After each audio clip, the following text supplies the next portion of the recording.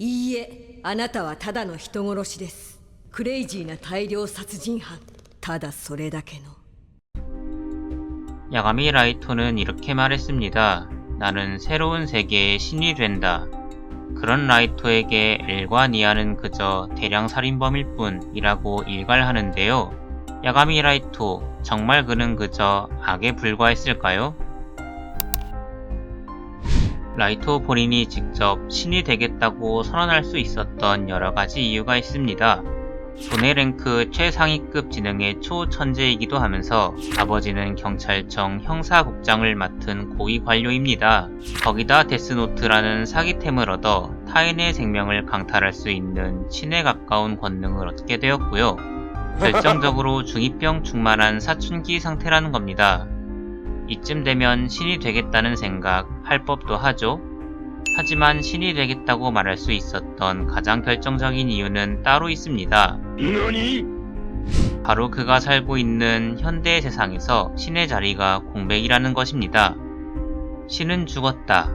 20세기를 연 철학자 프리드리히 니체가 한 말입니다. 라이토가 직접 신의 자리에 오르겠다고 선언할 수 있도록 미리 신의 보좌를 비워둔 인물이라고 할 수 있겠습니다. 니체가 살았던 시대는 찰스 다윈이 진화론을 발표하고 과학이 눈부시게 발전하기 시작한 시대로 동시에 기독교에 대한 불신이 사회 전반적으로 퍼져나가기 시작한 시대이기도 합니다. 이러한 시대의 흐름을 읽은 니체는 신은 죽었다 라고 선언하는데요. 언뜻 과감하고 주체적으로 보이지만 사실 니체는 이후 깊은 고민에 빠졌습니다. 신이 내세와 도덕을 약속한 덕에 사람들은 나름 질서있게 살아갈 수 있었는데 신이 죽어버린 이상 앞으로의 인류는 대체 어떻게 될 것인가? 허무주의에 빠져 자포자기하지는 않을까? 그저 동물과 같은 존재로 전락하고 말지는 않을까? 라이토가 살아가는 현대는 니체의 걱정이 현실이 되어버린 시대입니다. 사방을 둘러봐도 라이토 피셜, 차라리 세상에 없는 편이 나을 법한 사람들 뿐이고 뉴스는 언제나 흉악범들의 범죄 소식으로 넘쳐납니다.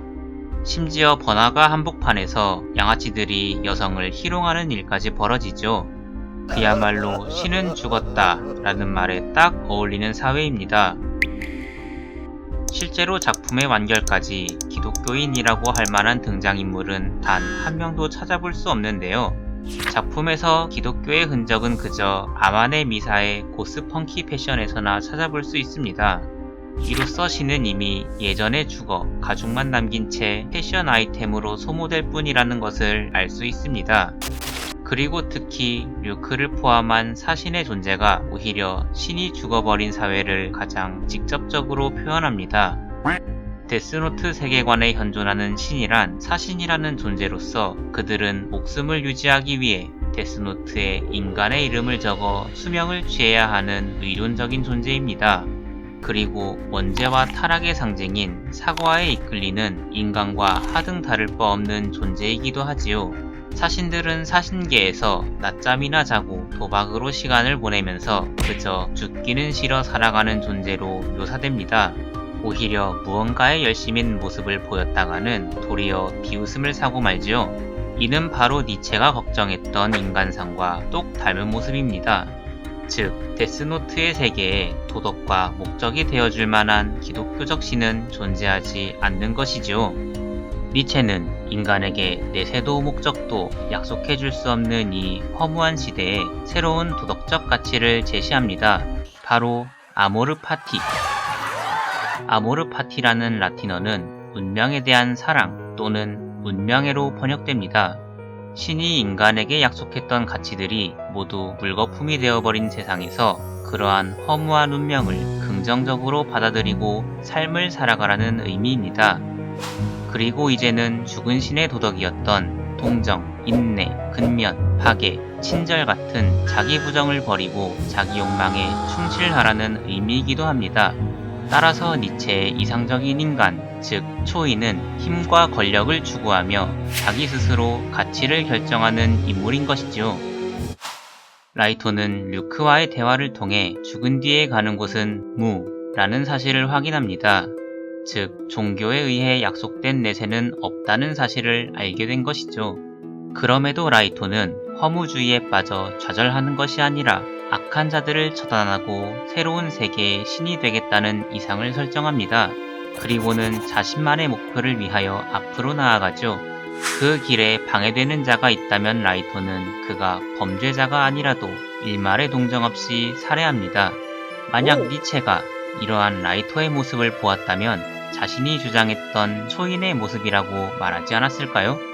라이토는 기존의 도덕에 의존하는 약자의 관점에서나 악인일 뿐 사실 새로운 시대에 새로운 도덕을 갖춘 새로운 인간이 아니었을까요? 철학자 버트런드 러셀은 니체의 윤리관에 대해 이렇게 반박합니다. 니체의 윤리에 공감이 들어설 자리는 전혀 없다. 러셀에 따르면 니체가 공감과 동정이라는 가치를 경멸한 이유는 그것이 두려움에서 비롯된 것이라고 여겼기 때문입니다. 즉, 타인이 나에게 상처를 줄까 두려워 내가 먼저 타인에게 나는 너를 사랑한다 라는 확신을 보여준다는 것이지요. 그래서 니체는 공감과 동정, 박애 같은 기독교적 가치들을 약자나 노예의 도덕이라고 폄하했던 것입니다. 그러나 미국의 심리학자 조너선 하이트는 다른 주장을 펼칩니다. 자신의 도덕성 기반 이론에 따르면 배려나 공감은 인위적인 전략이 아니라 진화의 과정에서 자리 잡은 선천적인 가치라는 것이죠. 인간 아기의 뇌는 다른 포유류들의 뇌보다 훨씬 큽니다. 그래서 다른 포유류 새끼들은 태어나자마자 걷거나 달릴 수 있지만 인간 아기는 태어난 지 1년 무렵이 되어서야 겨우 첫걸음을 뗄 수 있죠. 아기가 고통과 피로의 신호를 보낼 때 거기에 자동적으로 반응했던 개인이 많았던 집단일수록 그렇지 않았던 집단에 비해 생존과 번식에 유리했을 것입니다. 이러한 과정에서 공감이라는 가치는 인간의 본성으로 자리 잡은 것이죠. 조너선 하이트의 이론에 따르면 결국 니체가 주인의 도덕이라고 떠받들었던 윤리관은 인류가 보편적으로 지닌 공감이라는 가치를 전혀 반영하지 못했던 것입니다. 따라서 자신의 목적을 달성하기 위해 방해가 된다고 판단되는 사람들을 아무런 죄책감 없이 학살해온 라이토의 정의는 결코 옳다고 볼 수 없을 것입니다. 하지만 라이토는 이러한 비판에 대해 이렇게 항변할 수 있습니다. 자신은 금전적 목적을 위해 노트를 사용한 적이 없노라고. 자신은 그저 선량한 사람들이 행복하게 사는 세상을 만들기 위해 악한 이들을 처단해 왔을 뿐이라고. 때문에 나는 니체가 생각한 그런 잔인한 초인과는 다르다고. 라이토는 과연 정말로 사적인 이득을 위하여 노트를 사용한 적이 없을까요? 라이토는 아이러니하게도 선량한 사람들을 지켜내겠다는 이상을 이루기 위해 수많은 선량한 사람들을 살해해왔습니다. 어쩌다 이런 모순이 생겨난 것일까요? 그것은 라이토의 진정한 목적이 선한 사람들을 지키는 것이 아니었기 때문입니다. 작중 라이토가 선량한 사람들을 위해 가슴 아파하고 공감하는 모습을 보여준 적이 있던가요? 악한 사람들을 혐오하는 장면들은 많았지만 선한 사람들에게 공감하는 모습을 보여준 적은 없었던 것 같습니다. 라이토가 진정으로 성취하고 싶었던 건 선한 사람들의 행복이 아닌 선한 사람들의 행복을 지키는 신으로서의 나라는 환상이었을 것입니다.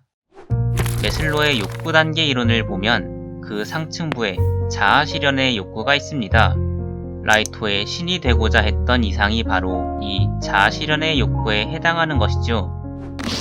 결국 라이토는 신이 되고 싶은 자신의 욕구를 충족하기 위해 필요에 따라 선량한 사람들을 죽여왔던 것입니다. 선량한 사람들을 몇 명 죽여봤자 세상에는 여전히 신이 된 자신을 만족시켜줄 다른 선량한 사람들이 많이 남아있을 테니까요. 결국 라이토도 금전적 목적을 위해 노트를 사용하는 사람과 다를 바 없었던 것이죠.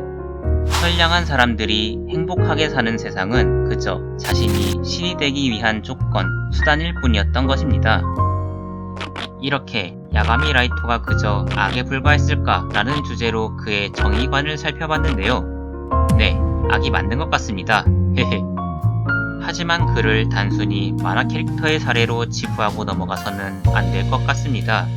우리 역시 라이토와 마찬가지로 신이 죽은 시대를 살아가고 있기 때문이죠. 데스노트의 세계처럼 우리도 매일 뉴스를 통해 끔찍한 흉악범죄 소식을 접합니다. 그리고 라이토같이 자신의 목적을 위해 타인을 도구처럼 이용하는 사람들을 직장이나 학교에서 종종 마주치곤 하죠.